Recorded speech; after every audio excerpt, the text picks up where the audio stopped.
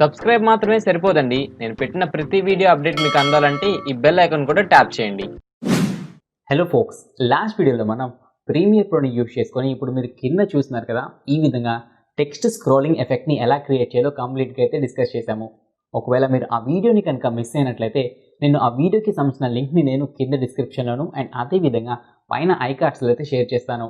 డెఫినెట్గా వాచ్ చేయండి. అండ్ ఈరోజు ఈ వీడియోలో మనం ప్రీమియర్ ప్రోలో అసలు లెగసీ టైటిల్స్ అంటే ఏంటి, టైటిల్స్ని మనం ఏ విధంగా క్రియేట్ చేసుకోవాలి, మన షార్ట్ ఫిల్మ్కి కానీ కవర్ సాంగ్కి కానీ లేకపోతే మన ప్రాజెక్ట్స్కి ఏ ప్రాజెక్ట్స్కైనా అసలు టైటిల్స్ని ఎలా క్రియేట్ చేయాలో కంప్లీట్గా నేను మీతో డిస్కస్ చేస్తాను. But before that, if you're watching this video for the first time, myself Karthik and I'm going to guide you in this video. So without any further delay, let's jump into today's video.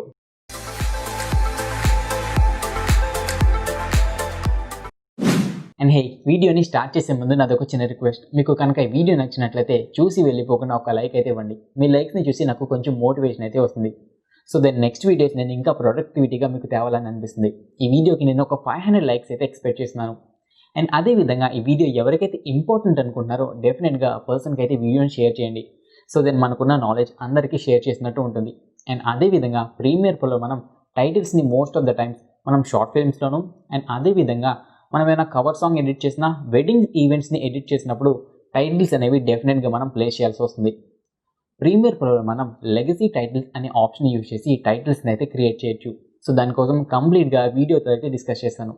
దీనికోసం మనం premier ప్రోని open చేసి మనం ఒక time line అయితే create చేసుకోవాలి. Once మనం time line create చేసుకున్న తర్వాత టైటిల్స్ కోసం మనం లెగసీ టైటిల్స్ అనే ఆప్షన్ని చూస్ చేసుకోవాలి. అది మనకి ఎక్కడ ఉంటుందంటే పైన టాప్ కార్నర్లో ఫైల్ అనే ఒక ఆప్షన్ ఉంటుంది. సో దాన్ని క్లిక్ చేయండి. నెక్స్ట్ మనకి న్యూ అనే ఒక ఆప్షన్ ఉంది. దాని మీద మనం మౌస్ పాయింట్ని తీసుకెళ్ళినట్లయితే మనకి ఇక్కడ లెగసీ టైటిల్ అనే ఒక ఆప్షన్ అయితే ఉంటుంది. దీన్ని క్లిక్ చేయొచ్చు. లేకపోతే సింపుల్గా మీకు టైమ్ లైన్ ప్యానల్లోకి వచ్చి మీకు కీబోర్డ్లో Ctrl+T అనే ఆప్షన్ని క్లిక్ చేసినా మనకి ఈ విధంగా ఒక ప్యానల్ అయితే ఓపెన్ అవుతుంది. ఇక్కడ కనుక మీరు చూసుకున్నట్లయితే విడ్త్ అండ్ హైట్ అయితే ఉంటుంది. సో ఇదేంటంటే మనం క్రియేట్ చేయబోయే టైటిల్ యొక్క డైమెన్షన్స్ అనమాట. ప్రెజెంట్ దీని డైమెన్షన్స్ వచ్చేసరికి 1920x1080p అని ఉంది. ఇలా మనకి ఆటోమేటిక్గా ఈ సైజ్ ఎందుకు వచ్చిందంటే మనం ఇక్కడ సీక్వెన్స్ అనేది ఏ సెట్టింగ్స్తో అయితే తీసుకున్నామో అదే సెట్టింగ్స్తో ఆటోమేటిక్గా మనకి ఇక్కడైతే వచ్చింది.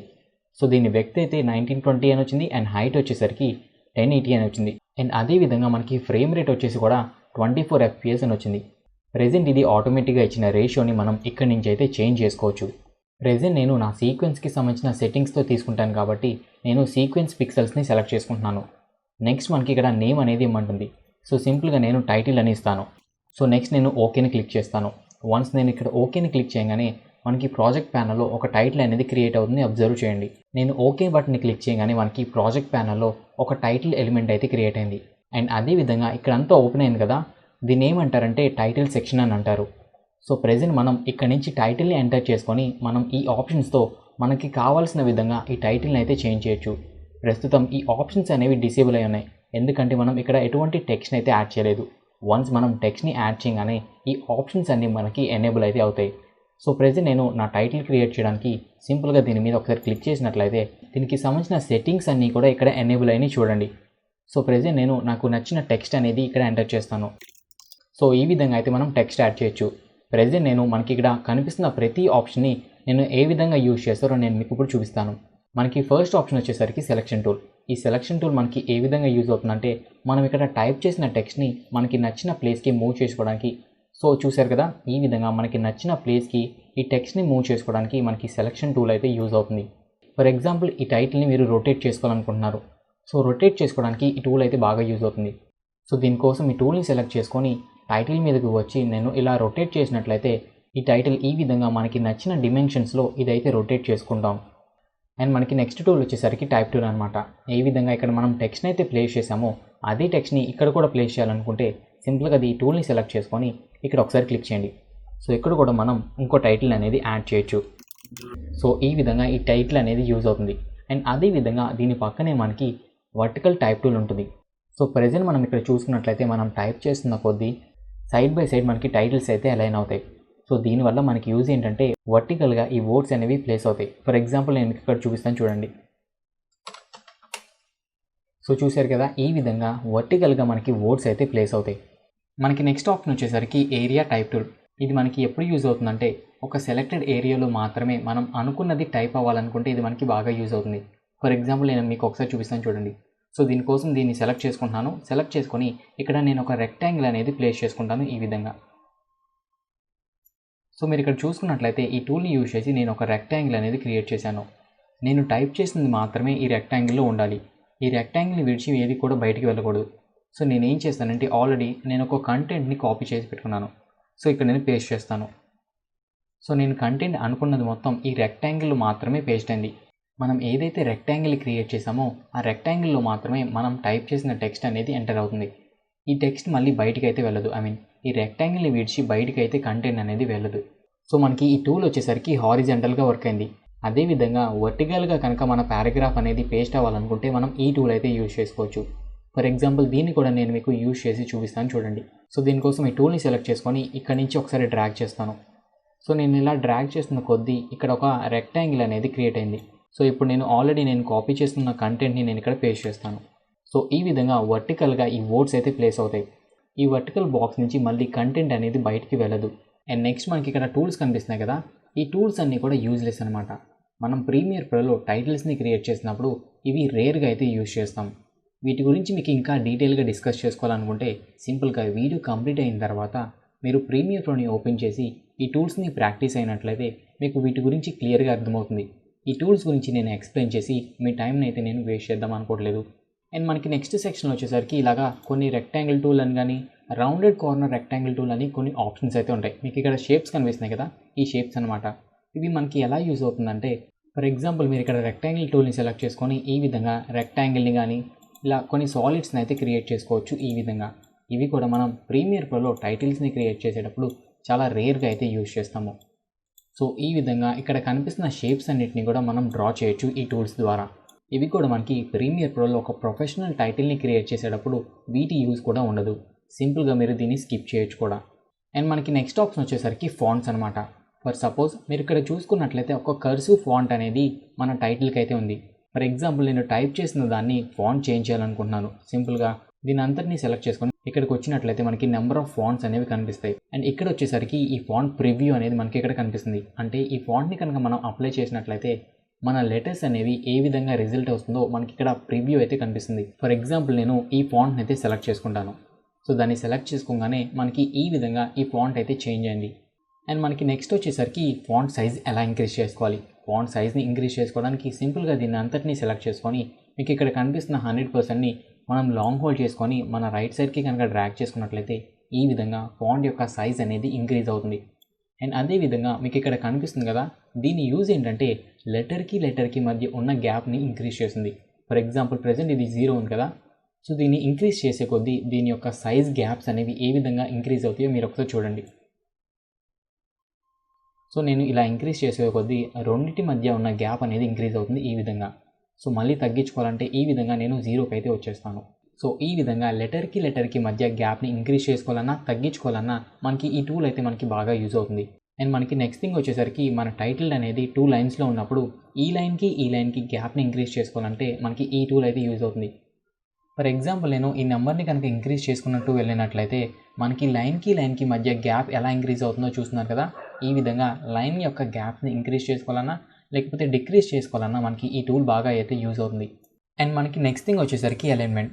మన టెక్స్ట్ని కనుక ఒక ప్రాపర్ వేలో అలైన్మెంట్ చేసుకోవాలనుకుంటే వీటిని యూజ్ చేసుకొని మనం ఈ విధంగా టెక్స్ట్ని మనం అలైన్ చేసుకోవచ్చు.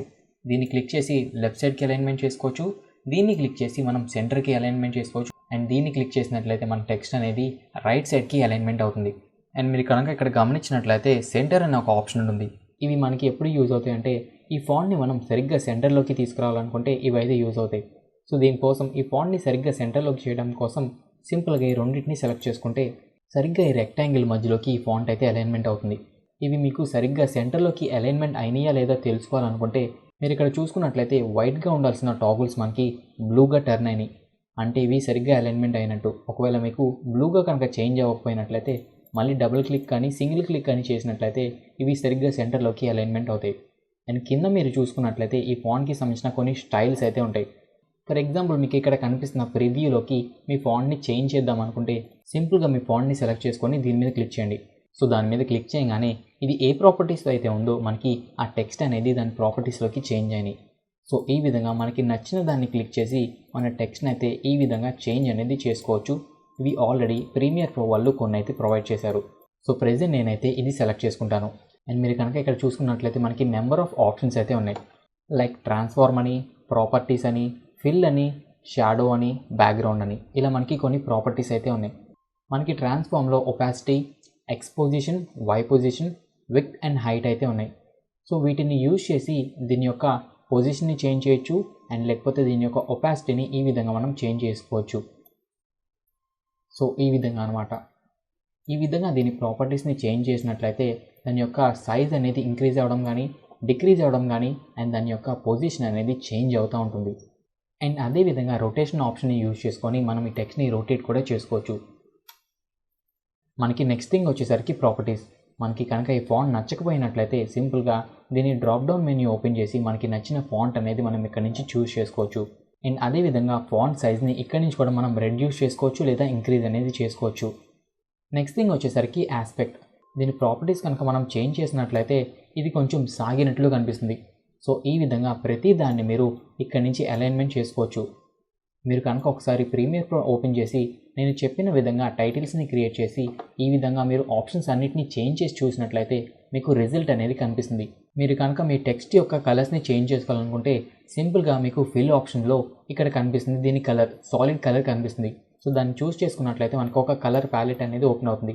ఇక్కడ నుంచి మీకు నచ్చిన కలర్ అనేది మీరు చూస్ చేసుకోవచ్చు. సో ఈ విధంగా కలర్స్ అనేవి చేంజ్ అవుతాయి అన్నమాట. సో ఈ విధంగా మీకు నచ్చిన కలర్ అనేది చేంజ్ చేసుకోవచ్చు మీరు. అండ్ అదేవిధంగా దీని ఒపాసిటీ కూడా చేంజ్ చేసుకోవచ్చు. కలర్ యొక్క ఒపాసిటీని కూడా మనం ఇక్కడ చేంజ్ చేసుకోవచ్చు. అండ్ మనకి నెక్స్ట్ వచ్చేసరికి స్ట్రోక్ అనమాట. ఇది కావాలంటే మీరు యాడ్ కూడా చేసుకోవచ్చు. సో యాడ్ని క్లిక్ చేసి మనకి ఇక్కడ కలర్ని చూస్ చేసుకొని వైట్ని కనుక క్లిక్ చేసినట్లయితే ఈ విధంగా టెక్స్ట్ అవుట్ సైడ్ మనకి ఒక లేయర్ అనేది ఫామ్ అవుతుంది. దాన్ని మనం స్ట్రోక్ అంటాం అనమాట.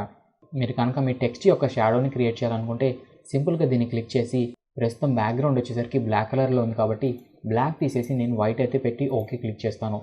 ఓకే క్లిక్ చేయగానే మనకి షాడో అనేది క్రియేట్ అయింది. సో దీనికి సంబంధించిన ప్రాపర్టీస్ కూడా మనం ఈ విధంగా చేంజ్ చేసుకోవచ్చు.